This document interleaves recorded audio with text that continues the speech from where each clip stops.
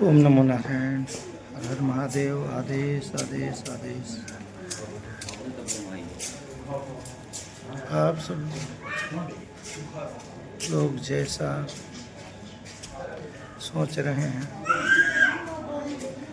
वैसा ही मेरा जीवन है।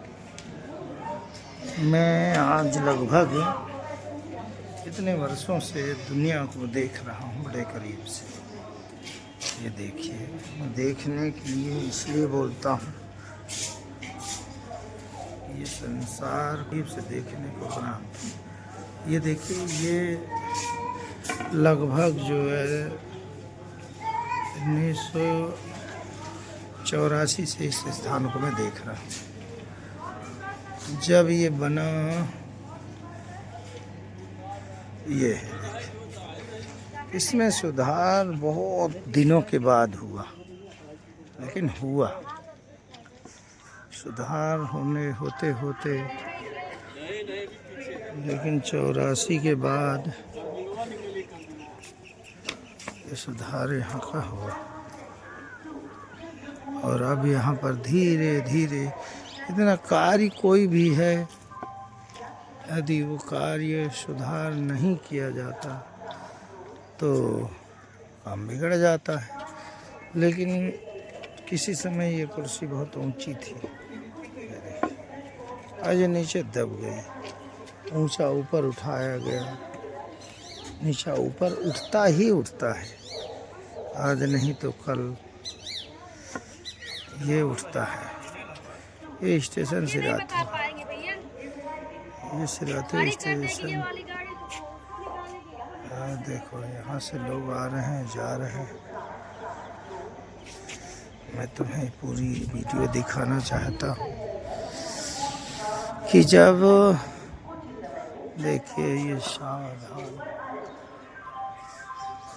इस स्टेशन पर रेल पटरियों के ऊपर बिजली के तार लगे हुए। जनता को चेतावनी दी जाती है कि वो बिजली कर्षण के तारों और उनकी फिटिंग से दूर रहें। उन्हें मना किया जाता है कि वे इन तारों पर फिटिंग के पास अथवा न आए और न बांस की बल्लियाँ और धातुओं के छने से इसे छुएं, करना खतरनाक है। सावधानी दी जाती है, बताए जा रहे हैं। करवी वाली अब आ रही ट्रेन।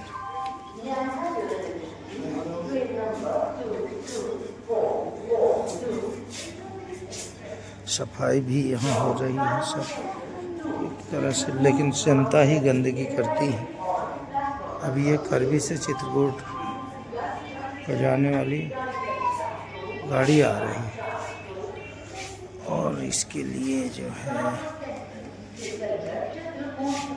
ये आपका सिराथू स्टेशन की वीडियो है।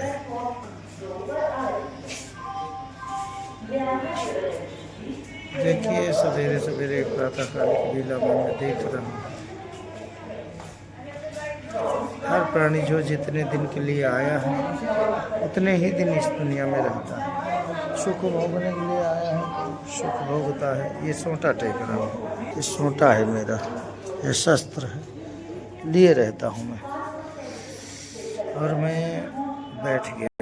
देखिए, मैं अब आपको बहुत सारी बातें आपसे शेयर करूँगा। जो सत्य के रास्ते पे चलता है, जिसकी नीयत अच्छी होती है, जिसकी नीयत में खोट नहीं होता है, वो निश्चित रूप से कामयाब होता है।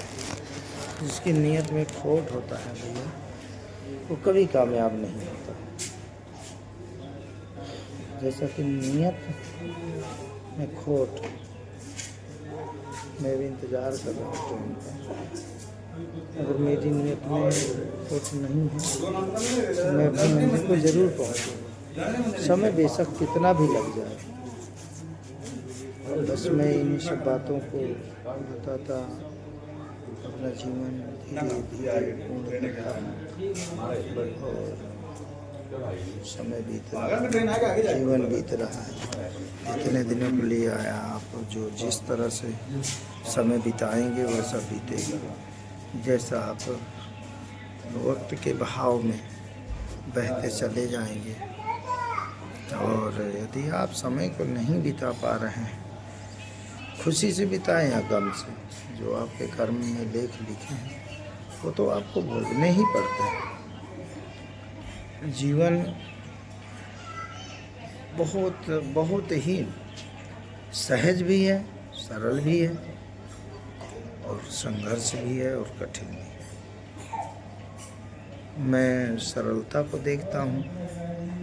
यदि मन में मुझे लगता है कि कोई बात नहीं, ये सरल है तो सरल है, यदि मन में लगता है कि ये कठिन है तो कठिन है।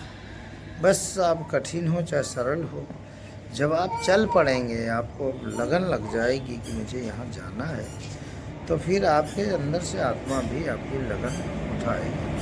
अब ये देखिए आ गई।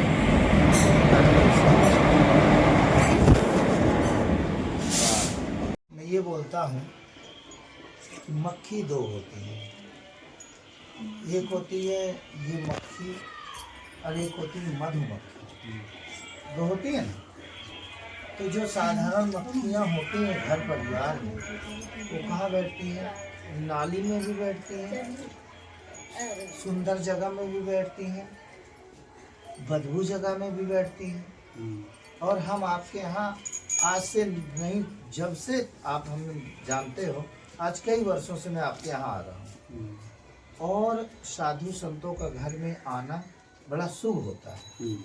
मेरा ये बात मानते हैं यहाँ पे, और हम आपको अपना मित्र भी समझते हैं और आपको मानते भी हैं, ये भी बात है, और आप भी हमें मानते हैं।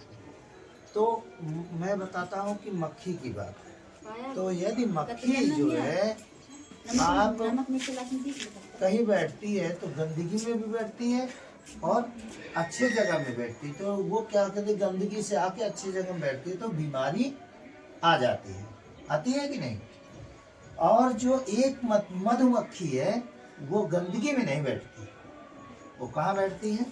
वो फूलों में बैठती है, वहाँ से पराग लेकर के आती है और उसका शहद बनाती है। लेकिन ये आम मक्खी बैठ जाए तो काटती नहीं है, और मधुमक्खी बैठती है तो डंक मारती है ना। लेकिन मधुमक्खी जो शहद बनाती है उससे आदमी का सेहत बनता है, स्वास्थ्य बनता है। और साधारण मक्खी बैठती है तो वो उससे आदमी की सेहत खराब होती है, क्योंकि वो गंदगी से उड़ के आके तुम्हारे ऊपर बैठती है, खाने में लग जाए, गंदगी फैलाती है, तो स्वास्थ्य खराब होता है। तो ये दोनों है तो मक्खियाँ, ऐसी प्राणी है। यदि अच्छी संगत करोगे, यदि अच्छी संगत में बैठोगे तो आप लोगों के हितकारी बनोगे।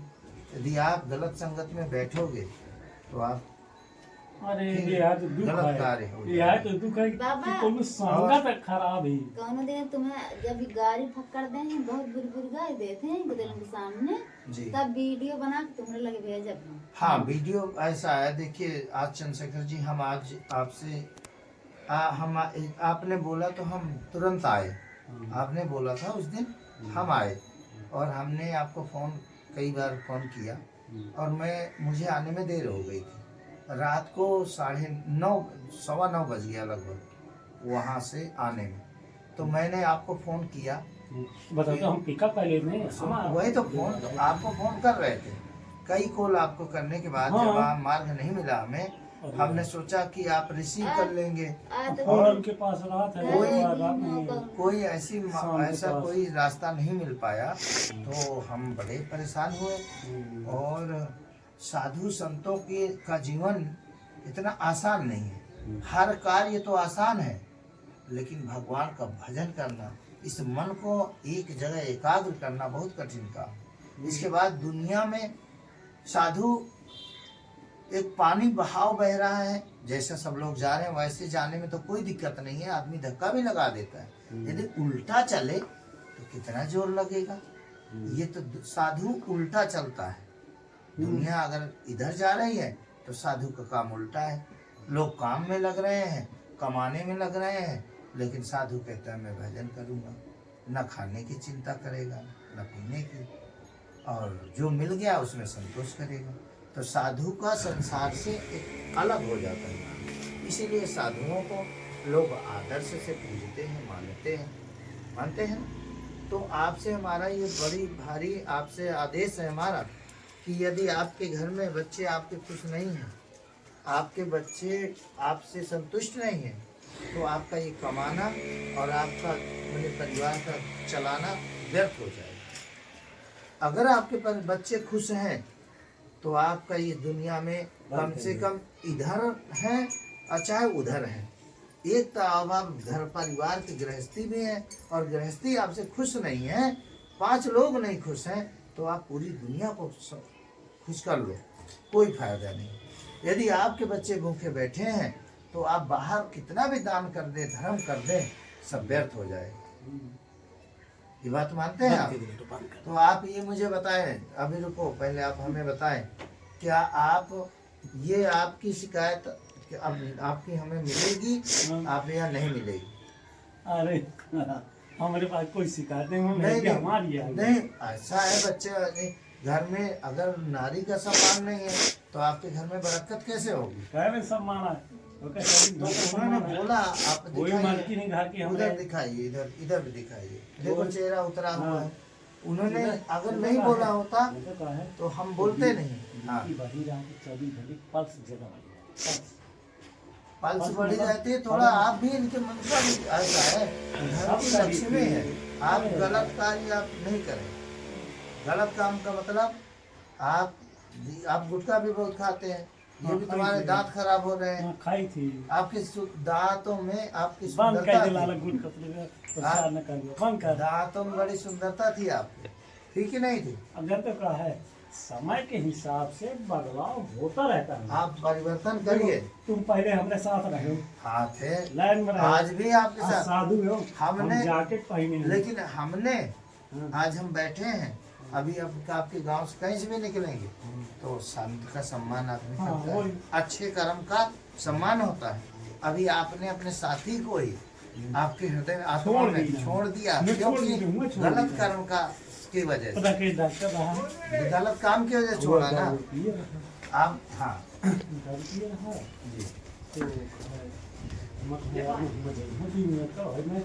अगर एक बात कही तो मैं दुनिया के जगह हूँ, बस कह देना वीडियो बनाएगा। हाँ बोल रहे मैं दुनिया जाएंगे तो कहा महू चल जब मित्र है चल, मगर मोए एक बात हुआ जाता है, उनसे बात है, किसी मैं बात करी बात खड़ा रहिए, मेरे साथ चलिए, कोई दिक्कत नहीं। गा जब खड़ा रहा, चला गया, कोई दिक्कत नहीं। लास्ट में भाई अचल पकौड़ी कहाँ जा था? हाँ, तो आपने सिर्फ एक उनके आचरण की वजह से आपने उन्हें त्याग दिया ना। आपने देखा ना, आपने समझा कि इसका दुष्प्रभाव पड़ेगा, कि इसी प्रकार से आप जो है अपने कार्यों को दुष्प्रभाव न पड़े, आप प्रभाव में रहें। ठीक है? हर हर महादेव। जय हो जय।